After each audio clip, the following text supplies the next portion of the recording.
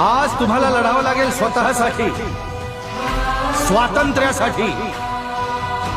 मी तुम्हाला वचन देतो, आज जर राजांना वाचवलं तर या खोडखिंडीच्या दगडावरती तुमची नावं कायमची कोरली जातील आणि तुम्हाला तुमचा हक्क हक्काने मागता येईल। त्या हक्काचं नाव आहे स्वराज्य।